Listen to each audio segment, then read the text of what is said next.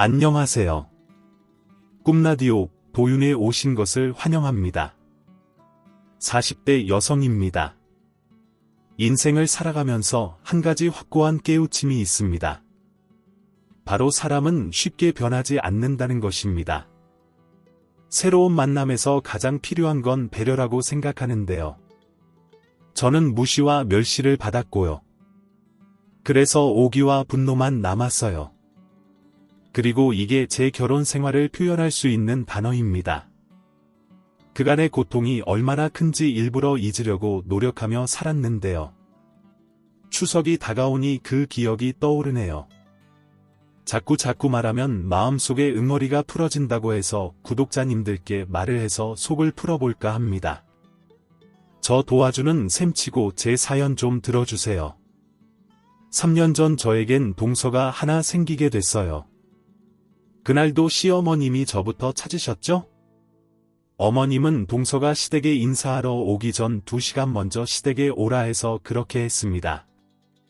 남편은 직장에 다녀서 저 혼자 가게 됐어요. 저도 동서대 사람을 처음 보는 자리라 그런지 기분이 묘하더라고요. 앞으로 가족이라는 이름으로 묶일 사람이기도 했고요. 예전에 제가 결혼 전에 인사드리러 왔을 때가 생각났어요. 그래서 그날따라 시댁에 가는 길이 유독 다르게 느껴졌습니다. 도착해서 다과상을 준비하기 시작했고 얼마 뒤 초인종이 울렸습니다. 시계를 보니 약속 시간보다 10분 먼저 왔어요. 시간 개념은 있구나 싶어서 슬쩍 미소가 나왔죠. 현관에서 소리가 나서 저도 나가봤는데요. 어머님은 반갑게 동서를 맞이해주고 있었고 그래도 하늘색 블라우스와 흰색 스커트를 입고 꽃바구니를 가지고 온 동서 모습은 정말 단아하고 참한 며느리감 같았습니다. 또한 서방님과 옆에 서 있으니 정말 잘 어울리더라고요. 예비 동서는 어머님의 격한 환영 때문에 동서는 어찌할 바를 몰라 웃곤 있지만 어색한 미소가 감돌았죠. 먼 길 오느라 힘들었지 차는 안 막혀서 얘기는 많이 듣고 사진도 많이 봤는데 이렇게 실제로 보니 더 이쁘네. 혹시 연예인은 아니지? 아니 미스코리아 출신 그런 건 아니고 칭찬 감사합니다. 연예인도 아니고 미스코리아 출신도 아니에요. 저도 어머님 말씀 많이 들었어요. 그래서 꼭 뵙고 싶었어요. 너무 예뻐서 내가 부담스러울 정도네. 우리 둘째가 유치원 때부터 누굴 좋아해도 반해서 제일 예쁜 애만 좋아했거든. 정말 배우 해도 되겠어? 그래 밥은 먹었고. 네, 어머님 저희 좀 전에 만나서 밥 먹고 왔어요. 어머님은 드셨어요? 나도 간단히 먹었어. 그럼 우리 차 마실까? 예, 큰애야 차 좀 내올래? 다 준비는 됐지? 네, 어머님 준비 다 됐어요. 예비동서 시원한 거 줄까요? 아님 따뜻한 거 아니에요. 저도 도울게요. 소이분께 제가 어떻게 받아 먹어요? 제가 할게요. 형님 아니야. 오늘 집에 온 손님인데 그리고 첫날은 나도 아무것도 안 시켜. 그러니까 앉아 있어. 날이 더우니 시원한 게 좋지. 큰애야 시원한 걸로 다 내와라. 동사는 처음 인사 오는 날부터 제 눈치 보느라 어머님 눈치 보느라 혼란스러워 보였어요. 저는 시원한 차와 다과상을 준비하려 일어나 주방으로 갔습니다. 나중에 들어보니 그 순간이 동서에게는 매우 인상 깊었다고 하더라고요. 미리 다과상을 준비해놔서 차만 만들어 바로 내갔죠. 저도 옆에 앉아 있었는데 사람 참 쉽게 변하지 않는다더니 어머님은 동서에게도 똑같이 말씀하시더군요. 그날도 동서가 차를 한 모금 마시자마자 하시는 소리가 그애 결혼시켜보니 결혼이 보통 일이 아니더라. 결정할 것도 많고 돈도 많이 드는데 요즘은 결혼할 때 반반한다고들 하잖니. 근데 우리 집안은 반반 결혼시킬 생각이 절대로 없으니 반반 소리는 꺼내지 않았으면 좋겠구나.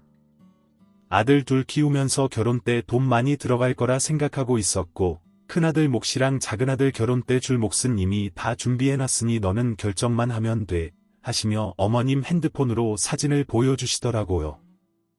정말 모든 게 다 똑같았어요. 저도 핸드폰 사진 보고 기겁했거든요. 동서도 잔뜩 놀란 것 같은 눈치였죠. 근데 동서가 놀라거나 말거나 어머님은 그러시더군요. 작은 애 결혼하면 주려고 준비해둔 집이야.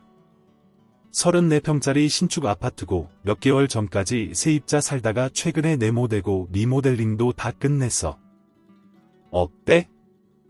깔끔하지? 내가 특 올수리도 했어. 업자들도 놀라더라고. 신축 아파트인데 이렇게까지 하냐고 말이야. 그 사진은 리모델링한 모습이고 더 손볼 데 있거나 더 하고 싶은 거 있으면 나한테 말해. 내가 집에 관련된 거는 내가 해줄 테니까. 그리고 아파트 이름만 검색해보면 주변 환경이나 평면도도 나와 있으니까 고민해보고 여기서 살 건지 아니면 이걸 팔아서 다른 아파트로 갈 건지 그건 너희가 결정하면 된다. 내가 명의도 다 니네 걸로 해줄 거야. 어머니 너무 감사합니다. 이렇게 좋은 집을 저희에게 주시고요. 정말 감동했어요. 감사합니다. 그리고 행여나 예단이나 예물이니 돈 봉투 들고 와서 나한테 내밀지 말고 너 이 부부 통장에 넣어놓고 살림에 보태라. 이건 진심이야. 나는 큰애 때도 예단 받은 적 없고 그걸로 눈치 주거나 그랬던 적 없다. 가지고 오면 정말 혼낼 테니까 새겨들어. 그 소리에 동서는 얼굴이 확 펴는 것 같았어요. 아마 저 이야기를 듣자마자 결혼 결심이 확 들었겠죠. 저도 5년 전에 딱 그랬으니까요. 그게 무슨 뜻인지는 나중에 이해했죠. 어머님 말씀에 거짓은 없었어요. 저도 결혼할 때 시댁에서 집을 해주셨고 예단 없이 했고요. 저 같은 경우엔 예단 봉투를 들렸다가 어머님께 엄청나게 혼났었거든요. 그래서 동서한테는 특별히 더 신신당부를 해서 결국 예단 없이 진행했습니다. 그렇게 동서는 결혼식을 올렸고 결혼과 동시에 제가 신혼 때 겪은 비슷한 기분을 느끼시는 것 같더군요. 잠시 제 시어머니 이야기를 해보자면 아버님은 일찍 돌아가셨고요. 혼자 사신 지 꽤 되셨지만 어머님은 명성이 자자해요. 시어머님은 살짝 유명하신 분이세요. 한 분야의 공부도 많이 하셔서 책도 내고 강연도 하셨어요. 요즘에는 소일거리 사마 사단법인장으로 활동하시고 계세요. 알 사람은 알 정도로 유명하시고 사람들 사이에서 사람 좋기로 소문이 나 있었죠. 그리고 원래부터 부자셨대요. 어머님의 친정도 시댁도 모두 자산 가셔서 한평생 돈 걱정을 해본 적이 없는 사람이에요. 사단법인장은 정말 취미고요. 진짜 수입은 부동산으로 벌고 계세요. 따로 돈을 관리해주는 사람이 있을 정도로 어머님은 대단하신 분이세요. 결혼할 때 시어머님이 이런 좋은 분이시라고 해서 좋았어요. 자식들 것 탐내고 뺏어가려고 하는 부모들이 있잖아요. 일단은 그런 분이 아니시라 안심이 되죠. 결혼 준비할 때도 정말 온화하시고 너무 좋으셨어요. 내가 딸이 없어서 그래 결혼할 때 필요한 거 있으면 내가 다 사줄게. 나도 소소한 살림살이 이런 거 보러 다니는 거 좋아하거든. 아들들은 정말 재미없어. 집도 좋은 동네에 좋은 아파트를 척 사주셨고 저한테 받으신 건 없으신데 예물도 제일 비싸고 좋은 것들로만 해주셨어요. 그렇다면 응당 제가 살림살이를 사는 게 맞는데요. 그것조차 상당 부분 어머님이 사주셨습니다. 계속 받기만 하니깐 부담스럽기도 하고 죄송했어요. 그래도 어머님의 뜻이니 제가 정말 결혼을 잘했다 생각했죠. 저희 부모님도 시어머님께 많이 감사해 하셨어요. 시댁에 잘 살아서 결혼 준비할 때 얼마큼 돈이 필요한지 살짝 걱정되긴 했거든요. 근데 그런 걱정을 하나도 안 하게 해주시니 정말 너무 감사하죠. 잘 사는 시댁에 비해 저희 집은 많이 처집니다. 저희 부모님은 가구 공장을 운영하시는데요. 그냥 평범 그 자체입니다. 저는 남편과 시시였다가 나중에 다시 만난 잘된 케이스고요. 결혼하기 직전까지 제 직업이 뭔지 제가 얼마큼 버는지 얼마를 모았는지 어머님은 물어보지 않으셨고요. 재물로 사람을 따지지 않았고 더 잘해주려고 하셔서 어머님을 좋게 생각하게 됐죠. 저에게 더해주시려고 하셔서 제가 한평생 잘 배우고 잘 모셔야겠다고 생각했죠. 개념 있는 분이라 시월드는 없을 거라고 생각했는데요. 근데 살아보니 막장 중에 막장이 저한테 벌어지더라고요. 결혼 후 처음 맞는 명절에 저는 심각하게 이혼을 고려했어요. 예, 니네 친정도 가야 되잖아. 그럼 하루 일찍 오는 게 어떻겠니? 결혼하고 첫 명절인데 시댁에만 있으면 좀 그렇잖아. 이번 명절이 4일인데 하루 빨리 오고 넘어가라. 네, 어머니 그렇게 할게요. 그럼 전날은 남편이 저녁에 끝내니깐 그때 넘어갈게요. 아니 그냥 너만 먼저 와. 나도 며느리랑 오붓하게 시간도 좀 보내보자. 할 일도 좀 있고.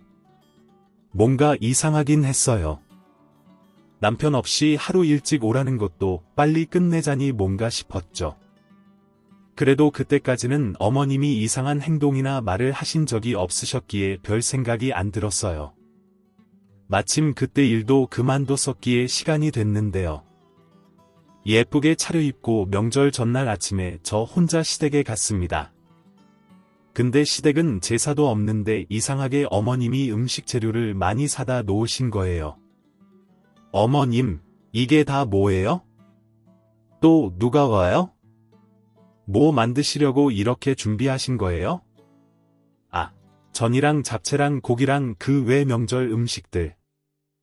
내가 바깥 음식은 일체 안 먹어. 그래서 모든 음식을 다 만들어 먹거든. 어제 혼자 장 봤더니 너무 힘드네.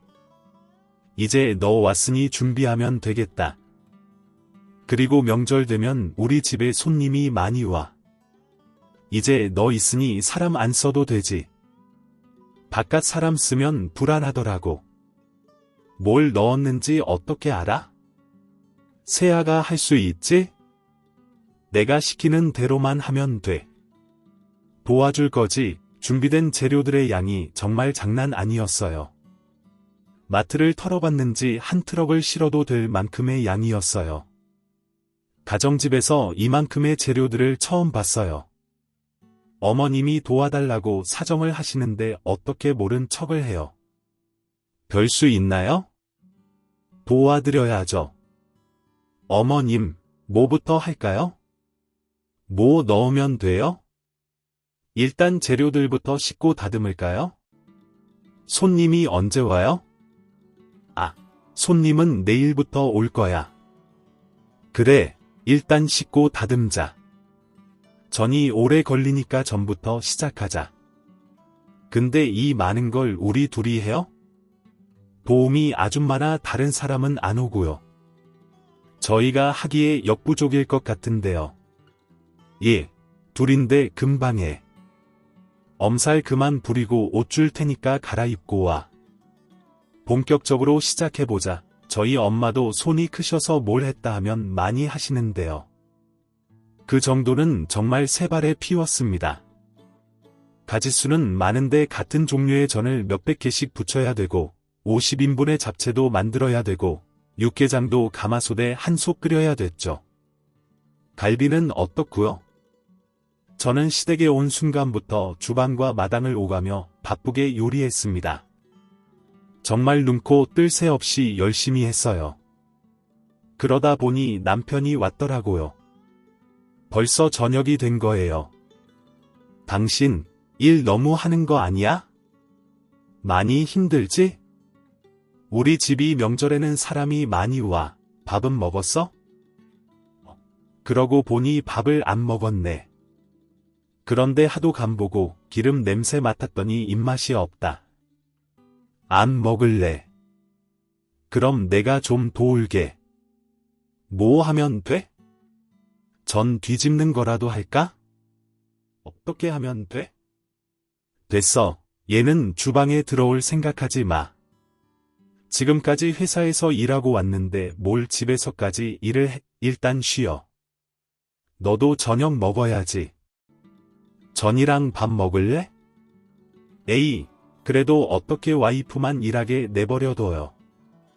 내가 뭐라도 거들게, 뭐라도 시켜줘요. 돼야. 몸에 기름 냄새 배길라. 그럼 밥 차릴 동안 쓰레기 버리고 마트에서 간장 좀 사와. 잡채하려고 보니 간장이 모자르네. 네, 알겠어요. 시켜만 주세요. 한 10분이면 오니까 그때 저녁 먹게 준비해 주세요. 그때 느꼈어요. 어머님도 어쩔 수 없는 시어머니구나. 힘든 건 모두 저한테 시키고 아들은 몸에 기름 냄새 뺀다고 거들지도 말라니요. 게다가 남편도 생각이 없는지 간장 사가지고 오면 바로 먹을 수 있게 밥을 준비해 놓으라니 제가 너무 사람의 의도를 파악하지 못하고 순진했던 것 같아요. 저는 결혼 후 명절에 처음이고 어머님이 하라고 하니깐 생각할 틈도 없이 그냥 일을 했는데요. 그때서야 생각이 들더라고요. 어머님은 저를 부르려고 일부러 그랬다는 거려. 그날 11시가 되어서 전을 다 끝냈고 갈비를 재웠죠. 그날 밥도 못 먹고 정말 일만 했어요. 이건 맛집보다 식당보다 더해요. 그 많은 일을 제가 다 했습니다. 억울한 마음도 들고 화도 나서 남편이랑 집에 돌아가 한바탕 이야기를 하려고 했어요. 근데 어머님이 이러시더라고요. 무슨 소리야?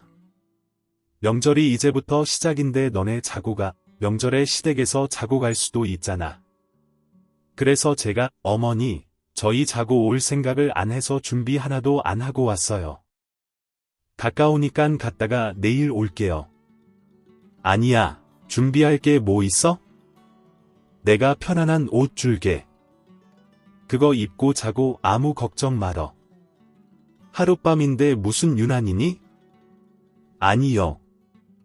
집도 가까운데 자고 올게요. 오늘 일을 많이 해서 잠은 편안한 곳에서 자고 싶어요. 얘는 우리 집이 뭐 불편하니? 방도 많아. 그래, 너 혼자 방 쓰게 해줄게. 너는 조용한 주방 옆에 있는 이 방에서 자고 아들 너는 저쪽 방에서 자라. 그럼 됐지? 집에 가고 싶었는데 어머님이 너무 심하게 말리셔서 하는 수 없이 그날 그 집에서 잠을 자게 됐습니다. 근데 그날 집에 갔어야 됐어요. 왜냐면 다음날 새벽부터 어머님이 저를 깨우시더라고요. 일어나. 벌써 해 떴다. 일해야지. 오늘부터 우리 집에 손님이 많이 올 거야. 어서 시작해라. 어머님, 지금 몇 시예요? 지금 새벽 4시인데요. 지금부터 준비하라고요. 저 어제 12시 넘어서 잤어요. 얘는 지금 잠이 오니? 이따 점심때부터 사람들이 들이닥칠 건데 그 전에 다 끝내놔야지. 어서 일어나. 그래서 전에 뭐에 홀린 듯 세수도 하지 못한 채 대용량 잡채와 육개장, 해물찜, 그 외의 나물들과 무침들을 만들어냈어요. 점심 무렵이 되자 어머님은 싹 씻고 화장을 하시고 멋진 옷으로 입으셨어요. 거의 다 됐지? 뒷마무리만 하면 되는 것 같은데 뭐 빠진 거 있나 체크하고 곧 손님 들어오실 거니까 상 차릴 준비해라. 아들에게 상을 펴기하고는 그 위에 제가 만든 음식들을 엄청나게 갖다 날랐어요. 말 그대로 상다리가 부러질 지경이었죠.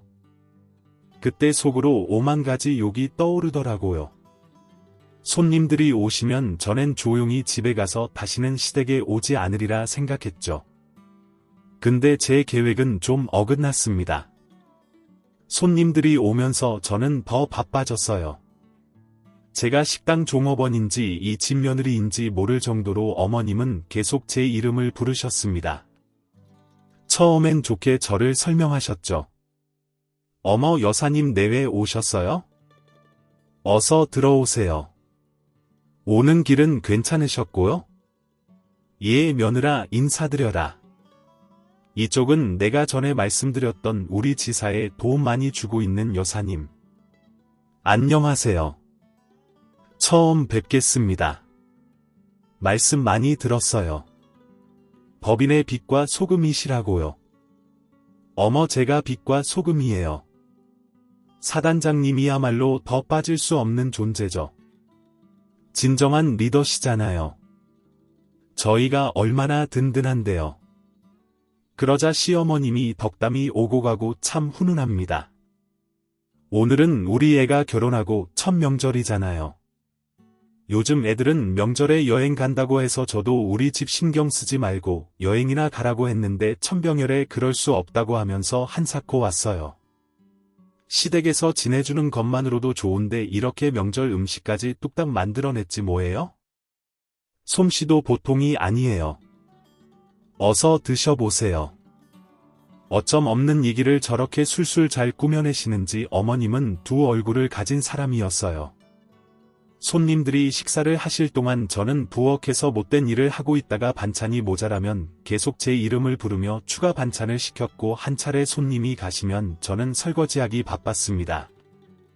그러다 보면 또 다른 손님이 오시고요. 이게 반복하는 거예요. 이건 뭐 맛집 식당보다 더해요. 시모는 집에 사람 부르는 걸 좋아했어요. 정말 쉴 새 없이 사람들이 들이닥치고 인사시키고 밥 차리고 저 정말 멘탈 나갔습니다. 그때 남편은 뭐 했냐고요? 그 손님들 옆에서 시시덕거리며 놀더라고요. 지 와이프 고생하는 거 생각지도 못하나 봅니다. 너무 얄미워서 집에 가면 저걸 가만 안 둘 거라고 다짐했는데요. 명절 내내 친정은커녕 신혼집에도 못 가고 결국 명절 연휴 5일을 꽉 채워서 시댁 부엌에서 벗어나지 못했죠. 저 정말 너무 억울했어요. 너무 화가 나서 자다가 울기도 했어요. 시댁에 있으면 계속 남편은 다른 방에서 자니깐 얘기할 시간도 없고 그때 정말 이혼하고 싶어졌어요. 그렇게 명절을 포함해 하루 더 일찍 가서 5일을 시댁에서 다 보내고 집에 들어가려고 하니 어머님이 아주 이상한 얘기를 하시네요. 너무 고생 많았어. 우리 새아기 있으니 정말 든든하다. 사람 쓰는 것보다 더 잘하네. 새아기가 우리 집에 와서 내가 이렇게 호강을 하니 너무 고마워. 복덩이야. 내가 고마운 마음을 어떻게 표현할까 하다가 아무래도 지금 당장은 갖고 싶은 것도 바라는 것도 없을 테니 네 친정아버지 가구점에서 소파를 대량 구매할까 싶은데 한 10개 정도 각 제사의 소파가 오래돼서 바꾸려고 하거든. 이게 보답으로 어떨까 싶네. 사실 법인에서 반호함께 다른 브랜드로 결제가 올라왔거든. 근데 이번에 우리 새아가가 고생한 것도 생각하니 그걸 사돈 내 걸로 사고 싶어졌어. 아, 대량 구매요? 네, 감사합니다. 아빠한테 전화해 놓을게요. 내일 전화하시면 되실 거예요. 그래, 우리 새아기가 복덩이네. 너무 고마워. 고생 많이 했고 그럼 조심히 들어가. 이 찝찝한 기분 아시나요? 원치 않던 고생을 해서 화가 많이 난 상태인데 그걸 보상해 주시겠다고 하시네요. 그것도 저보다 더 소중한 저희 가족한테요.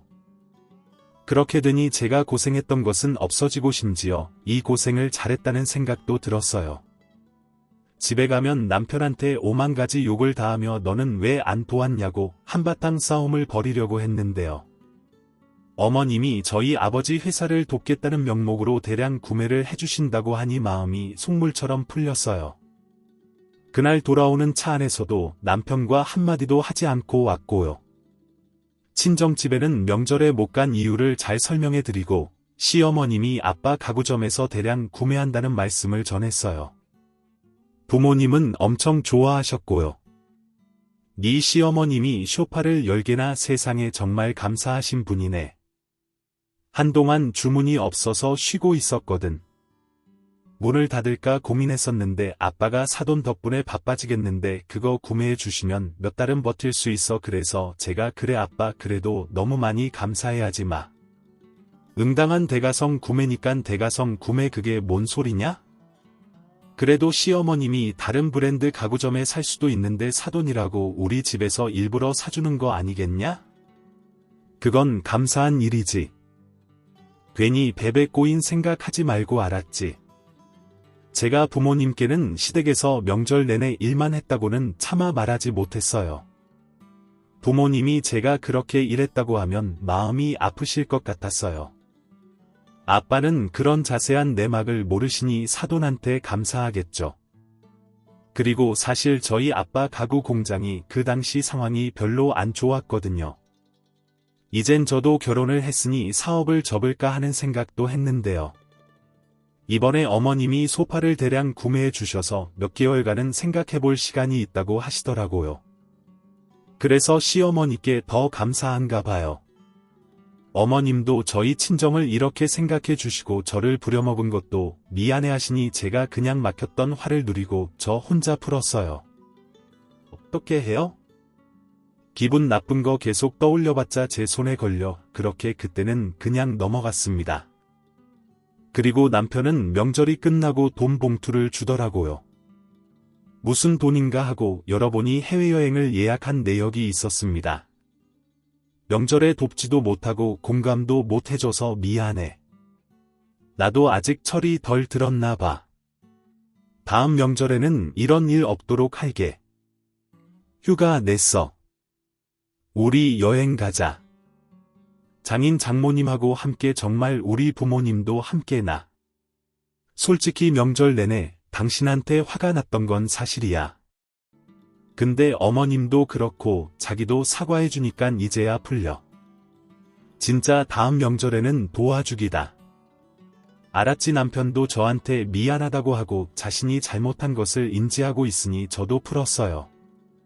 제가 여태 봐온 남편이라면 진짜로 다시는 그러지 않을 것 같았거든요. 고생이 헛되지 않다는 생각을 했고 친정 부모님과 남편과 함께 즐거운 여행도 갔다 왔습니다. 그 추석 뒤로는 시어머님과도 별일이 없었어요. 어머님은 진짜로 저희 아빠 가구점에서 소파를 사서 지사에 보냈고요. 그 다음부턴 제가 알던 어머님처럼 사람 좋으시고 인품 좋으신 분으로 돌아오셨어요. 근데 어머님은 명절 때마다 이러시는 게 아니더라고요. 생일, 크리스마스 신정 등 거기에 거의 한 달에 한 번씩 모임이 있었고요. 그런 날에는 오는 손님도 다르고 연령대도 다르고 그래서 메뉴도 달랐죠. 저를 교묘히 불러서 음식 차리는 일을 시켰어요. 그리고 보답을 해주시고 또 저를 부르셨죠. 저도 왜 그랬는지 모르겠지만 자꾸 부렸다가 보답해줬다 하니까 마음이 화가 났다가도 다시 풀리니 또 어머님 부엌일을 하고 있는 것 같았어요. 그러다 우연히 뭘 놔두고 가서 어머님 집에 연락 없이 그냥 간 적이 있는데요. 비번도 아는 사이라 그냥 누르고 들어갔죠. 현관문을 스르륵 열자 전화하는 소리가 들리더라고요. 아, 우리 며느리 음식 잘하지 제법 해. 근데 걔 공짜로 하는 거 아니야? 내가 상 차리는 거 시키면 그 다음에 내가 큰 거 해줘. 아이, 그럼 사람 그냥 부려 먹으면 안 되는 거야. 걔 그거 받으면 또 실실거리더라. 없는 집 애들일수록 돈으로 부리기 편한 거야. 그럼 괜히 있는 집 딸내미 며느리로 받았다가 툴툴거리고 뻗대기만 하지. 내 짐작부터 다 알고 아들 결혼 허락했지. 그러니 이번에도 그거 받고 좋아하지. 결국 계속 오는 거 아니겠어? 걔도 믿지는 장사는 아닌 거지. 속이 없는 건지 뭐나야 좋지만 안 그래. 그 말을 듣는 순간 어머님께 정이 떨어졌어요. 실컷 예의 없게 굴어놓고 금전적으로 보상했다고 하며 자신의 행동의 값을 치렀다고 말하는데요.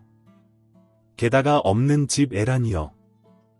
그래서 부리기가 편하다니. 어머님의 큰 장점 중 하나가 돈으로 사람 평가하지 않는 건데 어머니가 초절정판이었어요.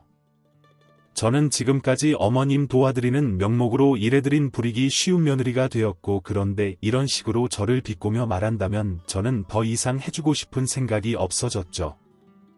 그날 제가 어머님 톡가를 들었다는 걸 모르게 하고 조용히 그 집에서 나왔습니다. 언젠간 복수할 날이 오겠지 하고 칼을 갈았죠. 근데 생각보다 일이 빨리 일어났어요. 어머님은 며칠 뒤 전화를 했어요. 우리 집에 내일 모레 손님들이 올 거야. 한 6명 정도 간단히 점심에 와인이랑 곁들여 먹을 수 있는 정도만 준비하면 돼. 그리고 그때 봤던 여사님 있지 너한테 호감이 있더라고. 너 일 도와준다고 하더라.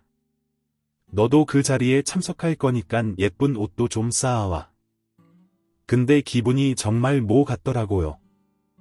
저는 뭐 누구 올 때마다 일하러 가는 파출부입니까? 제가 조리사예요. 기분 나쁜 티를 팍팍 내며 좀 세게 나갔죠. 어머님 음식을 사다가 해 드시는 건 어떠세요?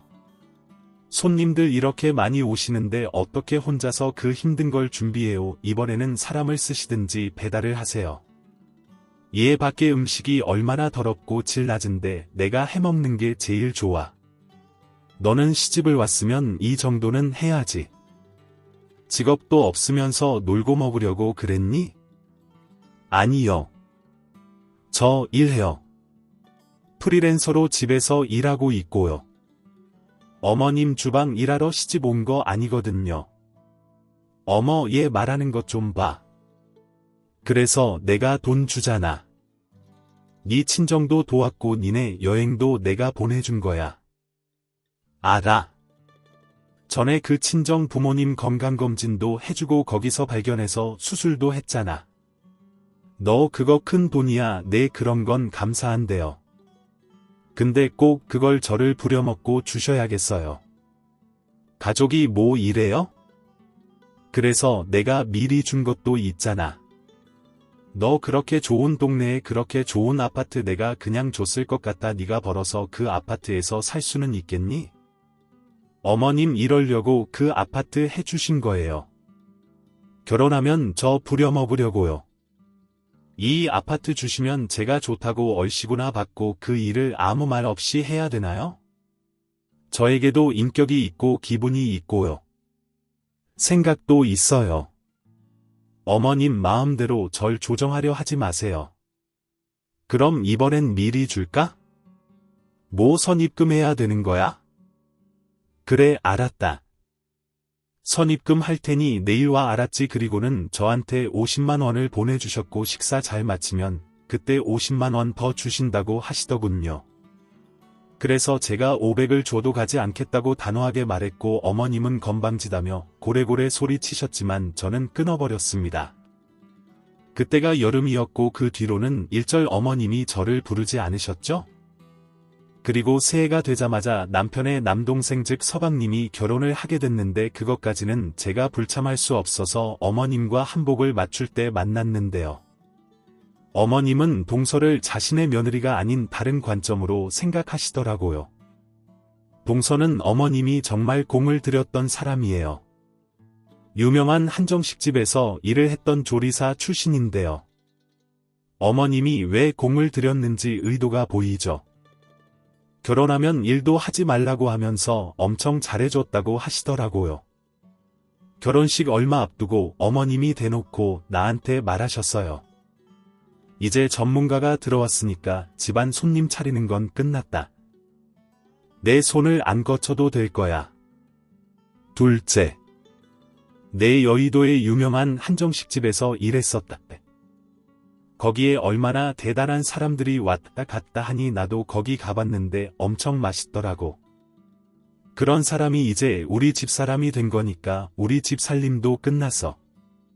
전문가가 들어오니까 얘 너도 편하지 안? 그래 저는 대답하지 않았어요. 그저 그렇게 참하고 예쁜 동서대 사람이 밖에서는 정당한 대우를 받고 자신의 커리어를 쌓으며 살았을 텐데 그 많은 것을 놓고 시어머니 집 잔치상이나 차리게 된다고 생각하니 참 안타까웠어요.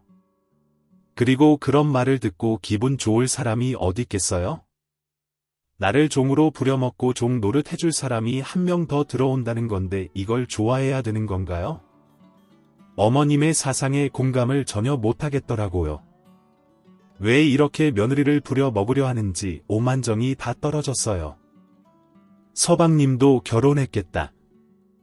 실력 있는 동서도 들어왔겠다.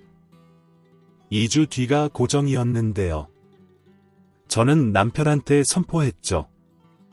나 이제 어머님 집에 안 갈 거야. 이런 대우 받으면서 좋은 노릇 못하겠어. 이번에도 날 얼마나 부르실까? 이젠 안 가. 당신 혼자 가.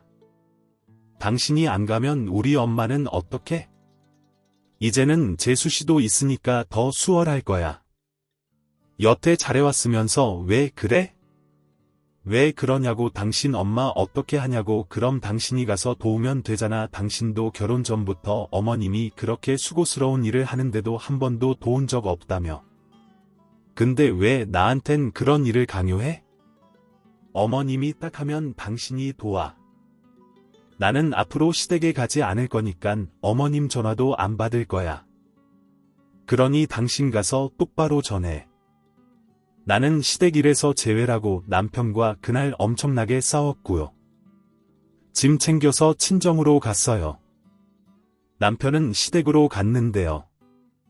그날이 명절 전날이었습니다. 제가 안 온다는 걸 아는 순간부터 시어머님은 불이 나게 계속 전화를 하시더라고요. 전엔 절대로 받지 않았죠. 아예 핸드폰을 꺼놓기도 했습니다. 그날 밤이 돼서야 폰을 켜서 보니 부재중 전화만 몇백 통이 와 있었고요. 문자와 톡도 많이 왔는데요. 처음에는 저주를 하듯 제 원망을 퍼부으시더니 나중에는 미안하다며 돌아오라고 하시대요. 저는 콧방귀를 뀌고 다시 핸드폰을 꺼놨습니다. 다음 날도 친정엄마가 해주시는 음식을 먹고 TV를 보며 누워있으니 정말 편하더라고요.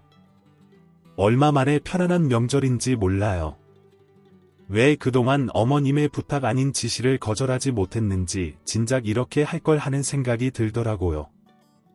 명절에 제가 좋아하는 가족들과 함께 맛있는 거 먹고 푹 쉬니 이제야 사는 것 같더라고요.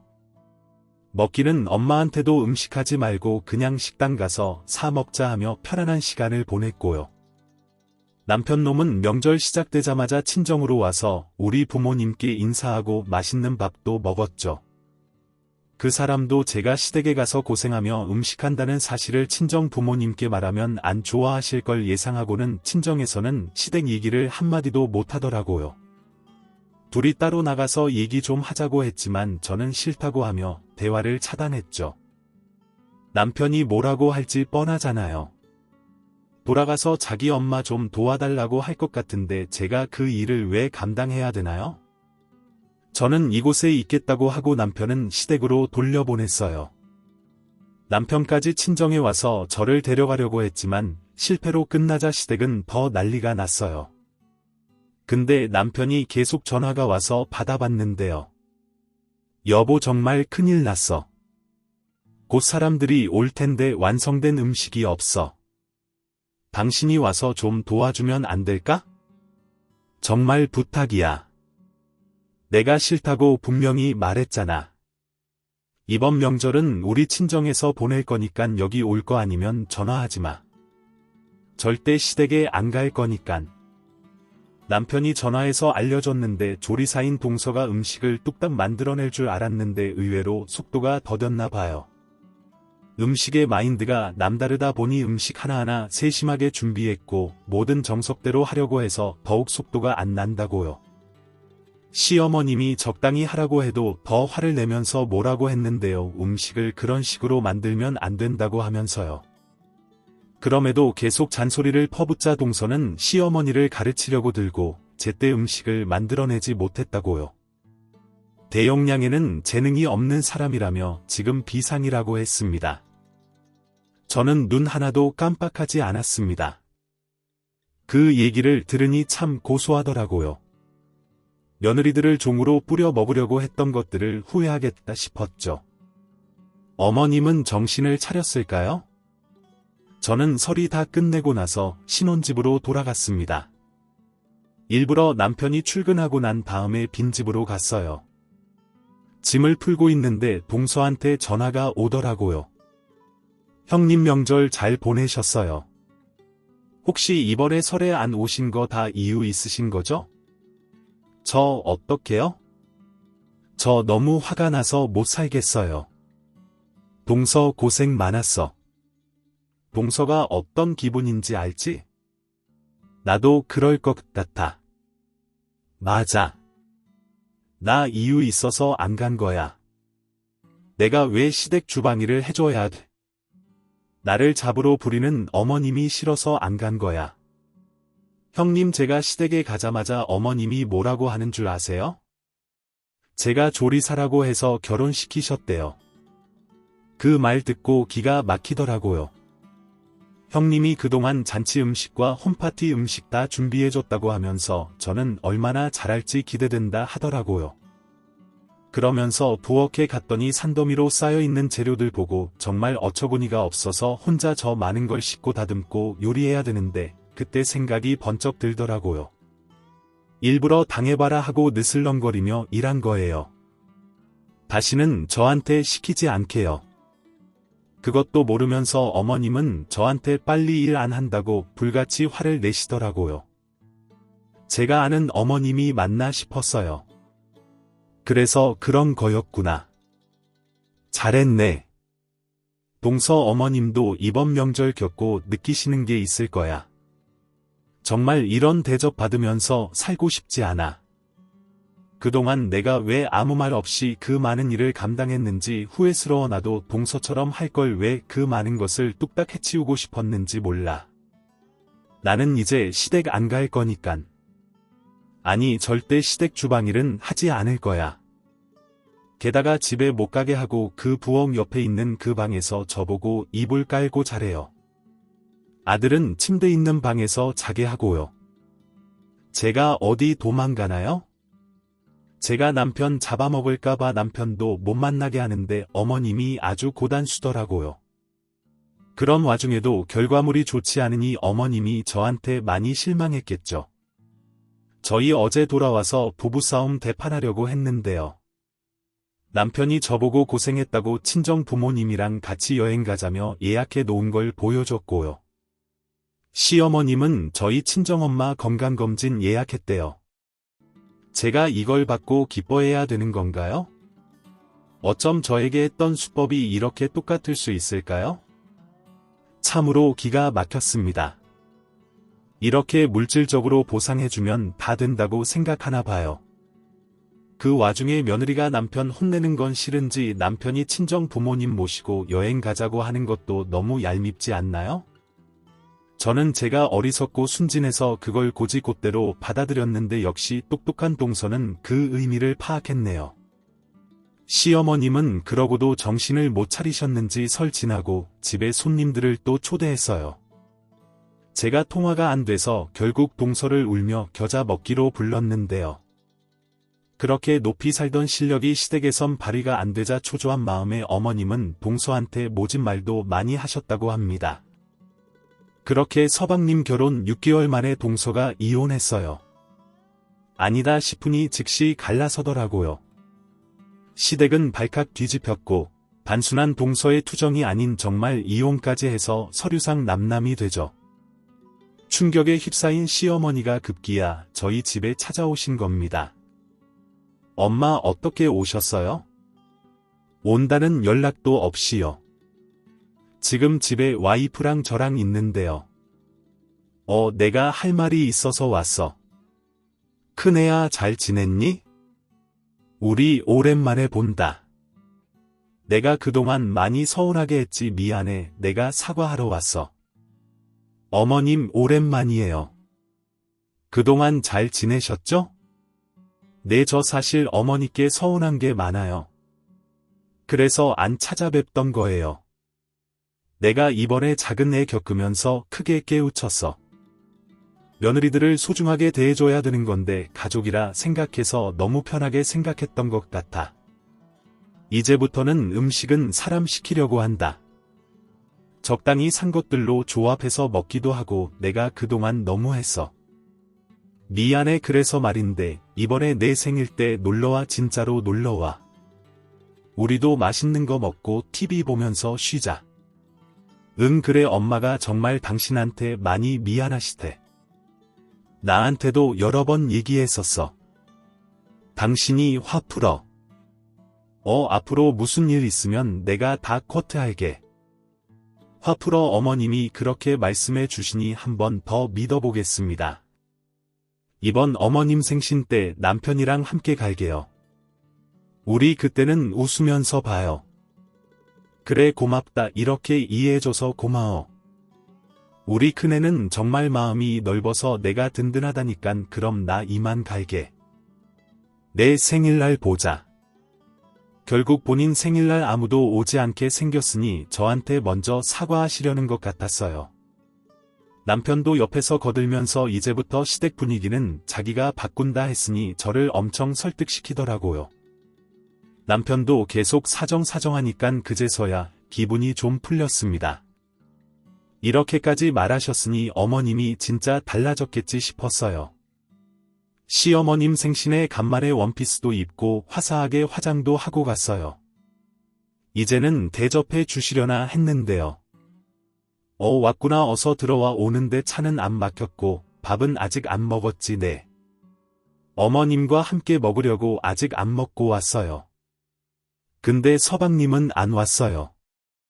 아직 힘드신가? 둘째는 최근에 건강이 안 좋아서 그것 때문에 못 온단다. 어머 많이 아픈 건 아니래요. 건강이 안 좋다니 걱정이네.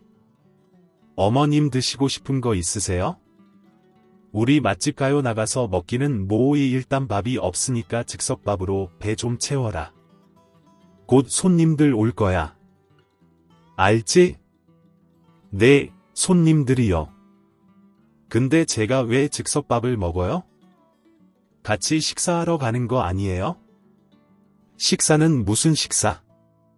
너는 음식 준비해야지. 반찬도 없어. 그냥 물 말아서 후루룩 마셔버리고 얼른 시작하자. 여보 여기 참치캔 있다. 물 말아 먹기 싫으면 이거라도 먹자. 김치 줄까? 와 저는 또 속았습니다. 역시 사람은 쉽게 변하지 않아요. 어머님은 저를 또 부려먹을 생각으로 거짓 사과를 하셨고요. 남편 또한 어머님의 의중을 읽고는 저에게 비는 척 연기를 했던 거예요. 오늘 중요한 손님이 와. 교수님인데 내가 대학에서 강의도 할 수 있을지 모르거든. 내 꿈이었어. 그러니까 잘해. 최대한 맛있게 하라고. 전 그 즉시 숟가락 던지며 바로 집으로 돌아왔습니다. 그리고 짐을 싸서 친정으로 갔고요. 감정이 주체가 되지 않아서 눈물을 흘리니 엄마가 묻더라고요. 무슨 일 있냐고요?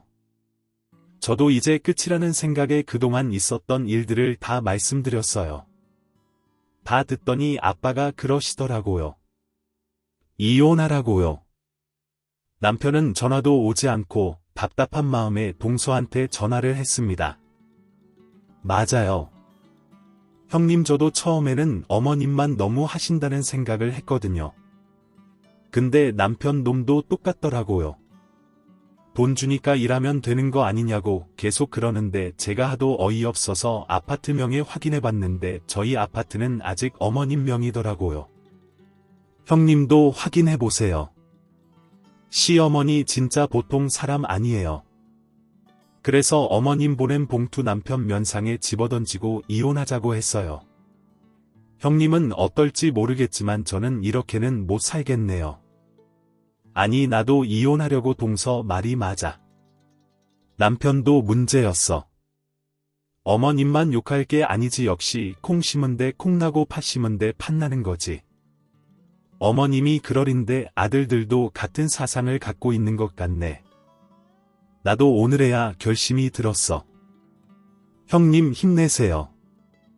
결혼도 이혼도 아무것도 아니더라고요.